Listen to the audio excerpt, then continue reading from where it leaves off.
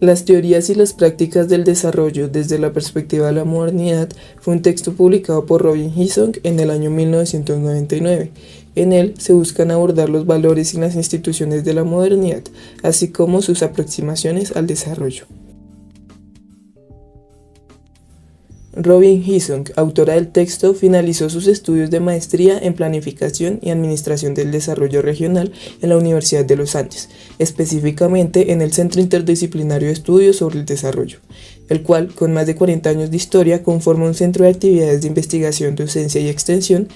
clasificado por Colciencias como un grupo de investigación A1, que tiene por objetivo reconocer, construir, divulgar y aplicar conocimientos destinados a mejorar la calidad de vida de la población a través de la promoción de procesos de desarrollo en sus distintas escalas.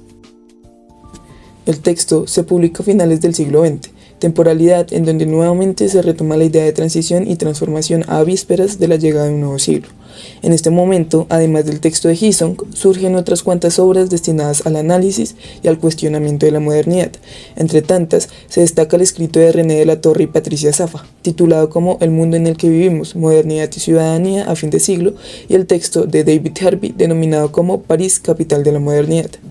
De igual manera, este momento representa también un evento coyuntural en donde muchos de los autores e investigadores se preguntan por la conclusión del periodo de la modernidad, el cual, por cuestiones prácticas y como resultado de la aparición de nuevas dinámicas sociales, culturales, económicas y políticas, daría paso a un nuevo paradigma descrito como la posmodernidad.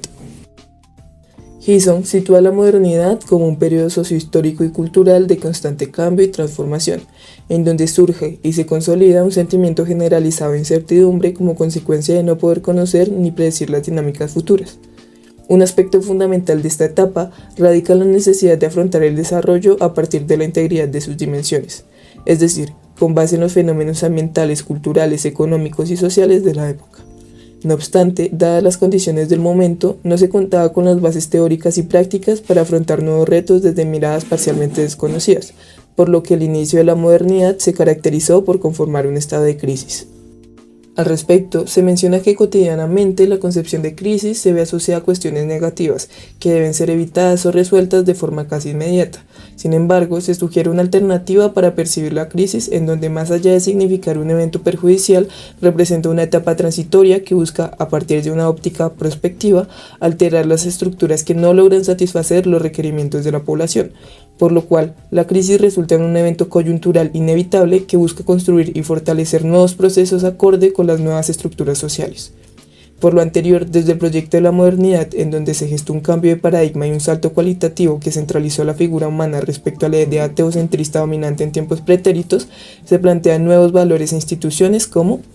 el valor de la razón, sustentado en que la humanización del mundo se encuentra en función de la razón y no ligado a consideraciones religiosas, establece la razón como un método para encontrar la verdad. Por ello, dispone que el desarrollo de las sociedades debe ser entendido a partir de la observación de lo real, de la experiencia, del análisis, del tanteo y del cálculo, aspectos que permiten conformar una ciencia racional y neutral, fundamentada en la liberación y en el dominio de lo espiritual.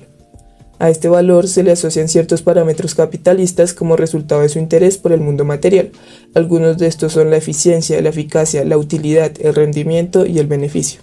El valor del universalismo se define en tanto el proyecto de la modernidad y en consecuencia los valores capitalistas pueden ser aplicables en cualquier marco temporal y espacial. Se establece como ejemplo la sociedad occidental, la cual constituye un espejo en el que cualquier tipo de sociedad se puede reflejar y evaluar. El valor de la homogeneidad comprende la totalidad de las dinámicas universales como un todo homogéneo, que busca, de alguna manera, estandarizar los procesos productivos, las prácticas de consumo, los procedimientos burocráticos, entre otros, a expensas de la heterogeneidad natural del ser humano.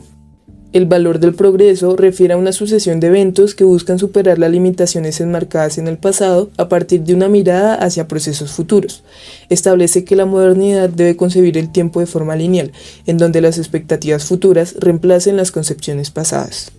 El valor del orden establece la transición del orden social recibido a la noción del orden social producido, caracterizado por su condición racional y por sobre todo modificable por el ser humano. Se comprende como un evento espontáneo que implanta los parámetros de la estructura social y que obedece, entre otras cosas, a la libertad que la modernidad le otorga al ser humano. Por su parte, en términos de las instituciones que emergen en el marco de la modernidad, Hison establece dos fundamentales: el Estado moderno y la empresa capitalista. En este caso, ambas instituciones se fundamentan en la necesidad de consolidar la razón como valor para la liberación. Así pues, durante este periodo histórico se constituye un nuevo sistema de ordenamiento y control, denominado como el Estado capitalista, el cual, entre algunas cuestiones, busca abordar las relaciones políticas, sociales y económicas a partir de la unificación, racionalización y centralización, cualidades que buscan determinar que el poder político sea cada vez más soberano, absoluto e indivisible. Un aspecto para destacar es que este nuevo modelo de dominio surge en contraposición a la antigua sociedad feudal, la cual, a diferencia del Estado capitalista, buscaba descentralizar el poder para afianzar el control de lo local. A su vez, teniendo en cuenta que la construcción de un Estado no se encuentra únicamente en función de la organización política, sino que además se relaciona con los procesos de desarrollo y los modos de producción, en este caso capitalistas, el Estado liberal se caracteriza por tener como base los principios individualistas, los cuales reconocen y protegen los derechos individuales, entendiendo a estos como los derechos que tiene cada individuo con sus pares o con la sociedad en general. Así, partiendo de la promoción de las libertades individuales, el Estado capitalista también busca promover el principio de la igualdad, ello a través de la intermediación de la mano invisible, la cual busca otorgar capital en función del trabajo. Finalmente, se establecen los dos últimos principios, los cuales se relacionan con el papel del Estado, siendo en primer lugar la conservación de su carácter neutral dadas las condiciones de soberanía autoimpuestas, y siendo en segundo orden las limitaciones de la intervención estatal como forma de liberación y expansión de la fuerza del mercado. El texto de Hison aborda la modernidad como un periodo de cambio constante y de transformación en términos sociales, económicos, políticos y culturales. Es así como una de las temáticas principales recae en la constante estimación de amenaza colectiva generada por la incertidumbre y el desconocimiento de lo que puede llegar a pasar en una etapa de cambios radicales. Ello a partir de la premisa que posiciona lo pasado como algo conocido y por consiguiente estable, y lo futuro como algo incierto y peligroso.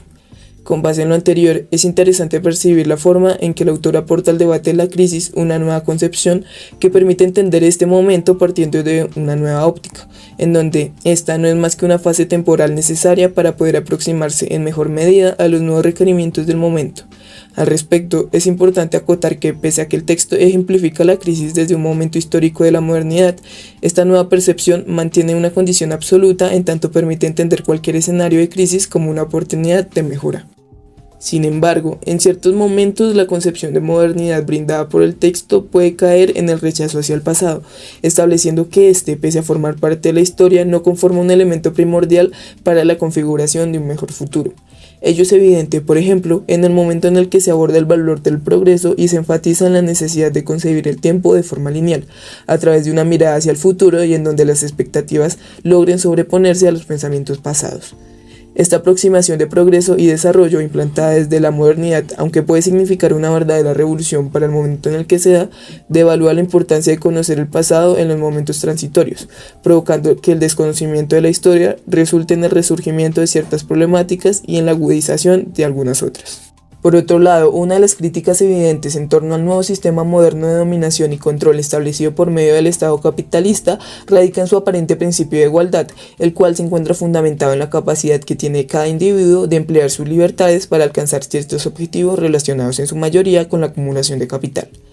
Sin embargo, dicha característica resulta cuestionable en tanto la supuesta libertad otorgada por el capitalismo se reduce a un escenario en donde las clases bajas se someten a la explotación laboral de las clases burguesas, como forma de solventar sus necesidades básicas y alcanzar sus objetivos materiales.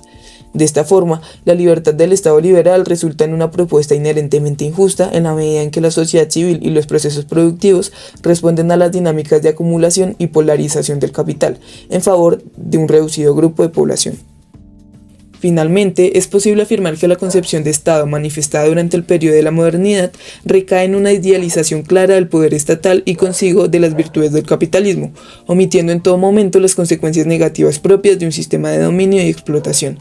En este orden de ideas, pese a que el principio del Estado capitalista es la libertad individual que busca revalorizar el papel de cada individuo con respecto al poder soberano establecido en tiempos pasados, la realidad de este modelo de control incide en la inevitable consolidación del proceso de dominación capitalista, en donde el grueso de la población se ve necesariamente someter al yugo de un reducido número de personas para poder mantener el orden y el equilibrio del mercado.